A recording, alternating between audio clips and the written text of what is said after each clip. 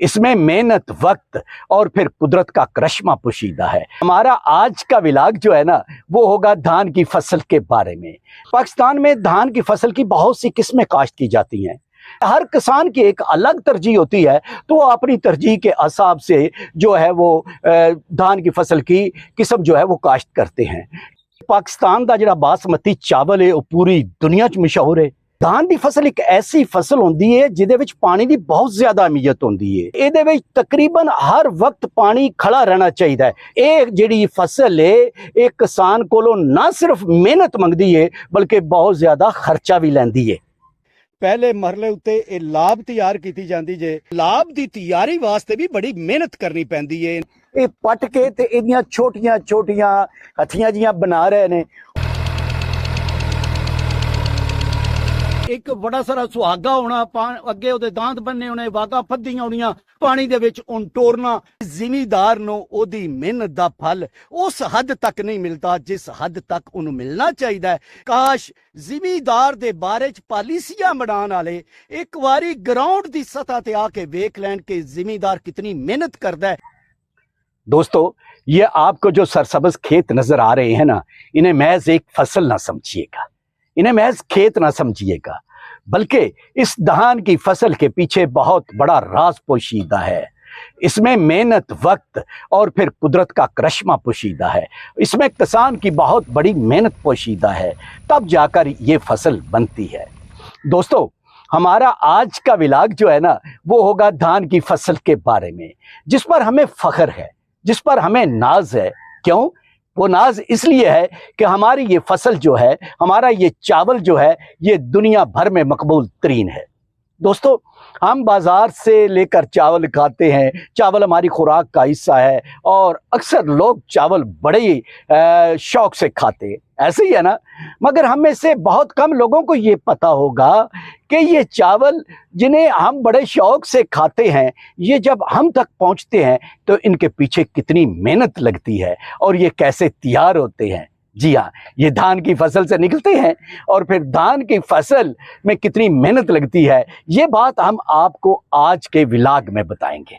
जी हाँ दोस्तों, आज हमारा व्लॉग जो होगा वो धान की फसल के बारे में होगा और इस धान की फसल की तैयारी के लिए, इसको काश्त करने के लिए और फिर इसके काश्त करने के मराहिल जो हैं वो सब के सब हम आज के व्लॉग में बताएंगे और वो तमाम की तमाम मेहनत का जिक्र करेंगे जो इसके लिए लगती है। अस्सलाम वालेकुम दोस्तों, सुनाइए आपका क्या हाल है? आप ठीक हैं, खुश हैं, राजी हैं? अल्लाह ताला के हजूर दुआ है कि अल्लाह पाक आपको हमेशा खुश रखे, सलामत रखे और अपने हिफ्ज़ो ईमान में रखे। आमीन।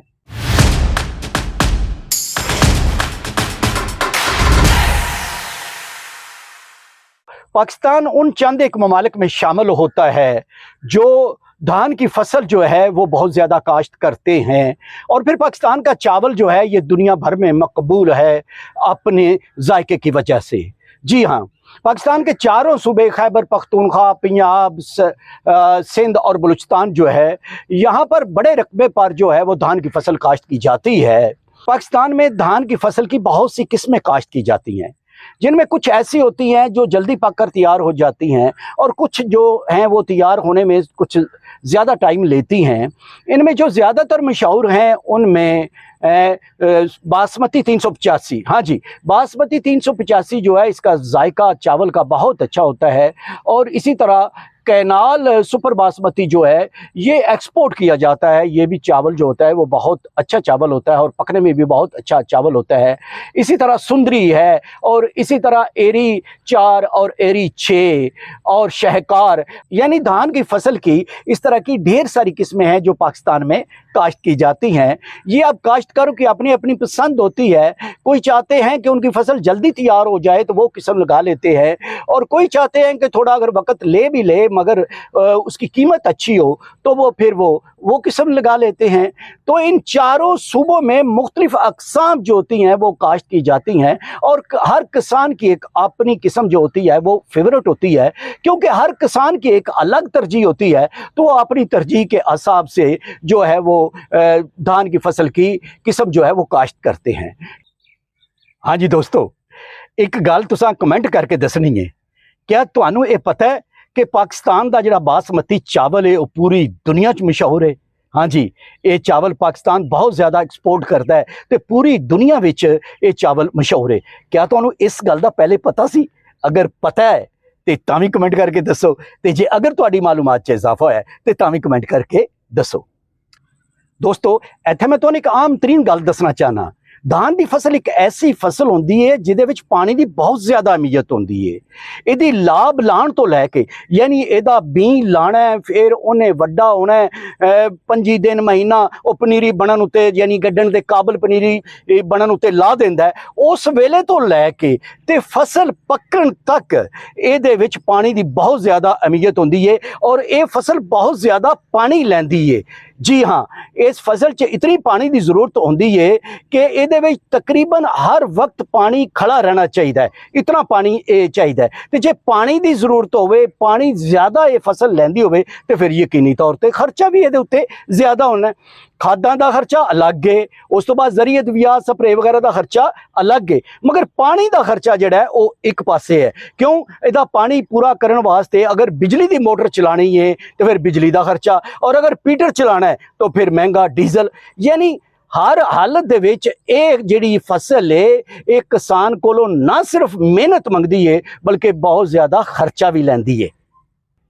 जी दोस्तों, यह मुंजी लाण दा पहला मरहला जे, जिन्हों लाभ कहने असी, जिन्हों पनीरी कहने आ। पहले मरहले उत्ते ये लाभ तैयार की जाती जे, ते लाभ तैयार करन तो बाद फिर इन पटिया जाता जे, और पट के फिर जिथे मुंजी लानी हुंदी है, जिस रकबे च, जिस जगह उत्ते, जिस किले, जिस विगे, जिस पैली विच फिर लानी होएगी उत्थे इस लाभ नूं शिफ्ट किया जाएगा। पंजाबी च असीं लाभ कहने आ, वैसे इनू पनीरी कहा जाता है। उत्थे जाके फिर इनू एक एक बूटा जिहड़ा है इहदा काश्त किया जाता है। यानी सब तो पहले जिहड़ी किस्म तुसां काश्त करनी है ओदा बीं लैके ते ओदा बीं एक मखसूस जगह नूं तैयार करके वाह के ओदे ते सुहागा मार के ओनू बीं नूं को जहर सूर ला के और उन बोया जाएगा, उन उत्थे गड्ढिया जाएगा, और फिर उस तो बाद इहदे विच खाद पाई जरूरत दे मुताबिक। फिर थोड़ी जी जिसले वडेरी हुई ते वेख्या भाई सही रंग नहीं फद्दी या सेहतमंद नहीं, ते फिर या कीड़ा लगदा पिया ते फिर इहदे उत्ते स्प्रे भी कीता। यानी इस लाभ की तैयारी वास्ते भी बड़ी मेहनत करनी पैंदी है। इनू पानी देना, मतलूबा पानी इहदा देना ना ज़्यादा होवे ना घट होवे, और स्प्रे करना और खाद पाना, इन्हां मरहलियां चों इहनूं गुजारना पैंदा है। फिर इत्थों पटिया जाएगा और जिहड़ी मतलूबा या मुतलका जगह जिथे मुंजी लानी होएगी उत्थे शिफ्ट किया जाएगा, और उत्थे फिर लावे जिहड़े ने, लावे किनू कहंदे ने, जिहड़े बंदे काश्त करदे ने। हुण जिमीदार, हर जिमीदार अपनी आप ते जाके मुंजी नहीं ला सकदा, फिर वो एक खास उजरत ते बंदे हायर करदा है और उन्हां बंदियां कोलों वो फिर जिहड़ी मुंजी है लवाई जाती है। जी ये बंदे जिहड़े तुहानूं नज़र आ रहे ने, ये पता है की कर रहे ने? ये जी लाभ पट रहे ने। यानी जिहड़ी मुंजी दी पनीरी लाई सी ना, जिहड़ा बीं गड्ढिया सी ते पनीरी बनी है ते लाभ बनी है, असीं पंजाबी च लाभ कहने हैं ना जी, वैसे पनीरी किया जाता है। ये हुण ये पट रहे ने, ये पट के ते इहदियां छोटियां छोटियां हथियां जिहां बना रहे ने, और फिर इन्हां नूं जिहड़ी जगह उत्ते मुंजी लानी है, जिहड़ा टोटा तैयार कीते है, जिथे गदाल मारे है, उस टोटे विच इन्हां ने लै जाना है, और उत्थे जाके इन्हां ने इहदा एक एक बूटा जिहड़ा है वो लाना है।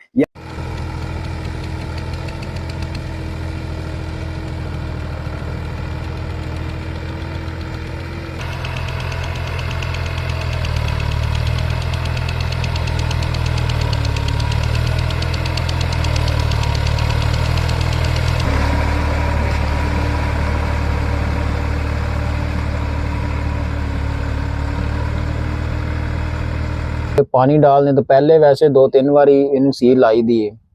उसकी वजह की है कि इसनू जड़ी बूटी वगैरह उन्हें तलफ करना बहुत जरूरी होंगी है। पानी में पानी तो बाद स्प्रे नाल तलफ तो हो जाती है, लेकिन कई ऐसी जड़ी बूटी है जिहदी मतलब कि मेडिसिन बनी नहीं है, उस वास्ते इन्हें तलफ करना बहुत जरूरी होंदा है। उस तो बाद दूसरा मरहला जिहदे ਉਹਦੇ ਵਿੱਚ ਪਾਣੀ डालीदा है एक मुनासिब मिकदार ਵਿੱਚ, उसनू सीन लाई दी है।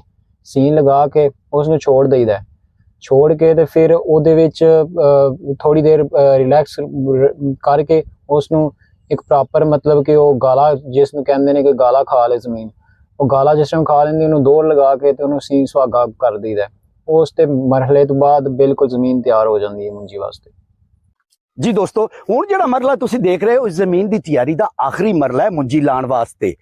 ਯਾਨੀ ਜਿਸ ਵੇਲੇ ਜ਼ਮੀਨ ਨੂੰ ਵੈਸੇ ਹਲ ਵਾਹ ਕੇ ਸੁਹਾਗਾ ਮਾਰ ਕੇ ਹਮਵਾਰ ਕਰ ਲਿੱਤਾ ਜਾਂਦਾ ਵੇ, ਉਹਦੇ ਵਿੱਚੋਂ ਜੜੀ ਬੂਟੀ ਤਲਫ ਕਰ ਲਿੱਤੀ ਜਾਂਦੀ ਹੈ, ਤਾਂ ਉਸ ਤੋਂ ਬਾਅਦ ਪਹਿਲੇ ਥੋੜਾ ਥੋੜਾ ਪਾਣੀ ਛੱਡਿਆ ਜਾਂਦਾ ਹੈ ਔਰ ਇੱਕ ਸੀ ਲਾਈ ਜਾਂਦੀ ਹੈ। ਸੀ ਤੋਂ ਮੁਰਾਦ ਯਾਨੀ ਇੱਕ ਵਾਰੀ ਹਲ ਚਲਾਇਆ ਜਾਂਦਾ ਹੈ ਔਰ ਉਹਦੇ ਨਾਲ ਜਿਹੜੀ ਜ਼ਮੀਨ ਨਰਮ ਹੋ ਜਾਂਦੀ ਹੈ ਤੇ ਉਸ ਤੋਂ ਬਾਅਦ ਫਿਰ ਜ਼ਿਆਦਾ ਪਾਣੀ ਛੱਡਿਆ ਜਾਂਦਾ ਹੈ ਔਰ ਫਿਰ 2-3 ਸੀਆਂ ਲਾਈਆਂ ਜਾਂਦੀਆਂ ਜ਼ਰੂਰਤ ਦੇ ਮੁਤਾਬਕ ਜਿੰਨੀ ਜ਼ਰੂਰਤ ਹੁੰਦੀ ਹੈ। ਸੀ ਤੋਂ ਮੈਂ ਇੱਕ ਵਾਰੀ ਫਿਰ ਦੱਸ ਦਿਆਂ ਕਿ ਯਾਨੀ ਇੱਕ ਸੀ यानी एक दफा मुकम्मल तौर पे हल चलाना, 2 सी 2 दफा चलाना, वो फिर चलाया जाता है और उहदे नाल जमीन बिल्कुल हमवार हो जाती है ते नरम हो जाती है, क्योंकि मुंजी दी काश्त वास्ते जमीन जिहड़ी है वो हमवार और नरम चाहिदी है। फिर इहदे विच खुला पानी छड़ दिता जाता है और उस तो बाद इहदे विच मुंजी ला दी जाती है। यानी जिसले इहदा हर लिहाज नाल सुहागा लग जाता है, कद्दू हो जाता है, तो इहदा मतलब है कि जमीन हुण मुंजी नूं काश्त करन वास्ते मुकम्मल तौर ਤੇ ਤਿਆਰ ਹੈ। ਜੀ ਦੋਸਤੋ, ਤੁਸੀਂ ਇਹ ਇੱਕ ਟੋਟਾ ਵੇਖ ਰਹੇ ਹੋ, ਇਹ ਵੇਖੋ ਨਾ, ਉੱਤੋਂ ਹਲਕੀ ਹਲਕੀ ਬਾਰਿਸ਼ ਵੀ ਹੋ ਰਹੀ ਹੈ, ਮੌਸਮ ਜਿਹੜਾ ਉਹ ਵੀ ਥੋੜਾ ਜਿਹਾ ਵਿਗੜਿਆ ਹੈ, ਲੇਕਿਨ ਜ਼ਿਮੀਂਦਾਰਾਂ ਨੂੰ ਮੁੰਜੀ ਦੀ ਫਸਲ ਦੇ ਵਿੱਚ ਬਾਰਿਸ਼ ਦੀ ਜ਼ਰੂਰਤ ਹੁੰਦੀ ਹੈ। ਉਹਨਾਂ ਨੂੰ ਅੱਜ ਕੱਲ ਬਾਰਿਸ਼ ਦੀ ਬੜੀ ਜ਼ਬਰਦਸਤ ਜ਼ਰੂਰਤ ਹੁੰਦੀ ਹੈ। ਤੇ ਵੇਖੋ ਇਹ ਟੋਟਾ ਹੈ ਨਾ ਜਿਹਦੇ ਚ ਪਾਣੀ ਖਲੋਤੇ ਹੈ, ਇਹ ਮੁੰਜੀ ਲਾਉਣ ਦਾ ਦੂਜਾ ਮਰਲਾ ਹੈ। यानी जिसले लाभ तैयार हो जाती है तो फिर जिस जगह ते लानी होंदी है, जिस किले च विगे च टोटे च, उस नूं तैयार किया जाता है। किस तरह? पहले उत्थे हल वाया जाता है, उन्हें हमवार किया जाता है, फिर सुहागा मारिया जाता है ते फिर सुहागे तो बाद की करना, इहदे विच पानी छड़ देना ते पानी विच गधाल करना, जिहनूं कद्दू करना भी कहा जाता है। वो जिहड़ा हुंदा सी ना, वो पहले ते दांदां नाल कीता जांदा सी। किस तरह कीता जांदा सी दांदां नाल कि एक बड़ा सारा सुहागा होना, अगे उहदे दांत बन्ने होने, वागा फद्दियां होणीਆਂ, पानी दे विच उन टोरना ते ਉਹ ਵਿੱਚੋਂ ਜ਼ਮੀਨ ਥੋੜੀ ਜੀ ਹੋਰ ਹਮਵਾਰ ਹੋਣੀ। ਤੇ ਅੱਜ ਕੱਲ ਉਹ ਟਰੈਕਟਰ ਨਾਲ ਕੀਤਾ ਜਾਂਦਾ ਹੈ। ਯਾਨੀ ਟਰੈਕਟਰ ਦੇ ਪਿੱਛੇ ਉਹ ਵੱਡਾ ਜਿਹਾ ਛਤੀਰ ਬੰਨਿਆ ਹੁੰਦਾ ਹੈ, ਉਹਦੇ ਤੇ ਬੰਦੇ ਬੈਠੇ ਹੁੰਦੇ ਨੇ ਔਰ ਉਹ ਜਿਹੜਾ ਸੁਹਾਗਾ ਜਿਹੜਾ ਹੁੰਦਾ ਹੈ ਉਹ ਚੱਲ ਰਿਹਾ ਹੁੰਦਾ, ਉਹਨੂੰ ਕਹਿੰਦੇ ਨੇ ਕੱਦੂ ਕਰਨਾ। ਉਹਦੇ ਨਾਲ ਜਿਹੜੀ ਹੈ ਨਾ ਜ਼ਮੀਨ ਉਹ ਜ਼ਿਆਦਾ ਹਮਵਾਰ ਹੋ ਜਾਂਦੀ ਹੈ ਔਰ ਫਿਰ ਉਹ ਇਸ ਹਾਲਤ 'ਚ ਹੋ ਜਾਂਦੀ ਹੈ। ਹੁਣ ਇਹ ਟੋਟਾ ਮੁਕੰਮਲ ਤੌਰ ਤੇ ਤਿਆਰ ਹੈ, ਕਿਸ ਵਾਸਤੇ? ਮੁੰਜੀ ਲਾਉਣ ਵਾਸਤੇ। यानी उत्थों पनीरी पट्टी जाएगी, पनीरी इत्थे लियाई जाएगी और लोग जेडे ने वो फिर इनू एक एक बूटा करके ते मुंजी इहदे च लाण।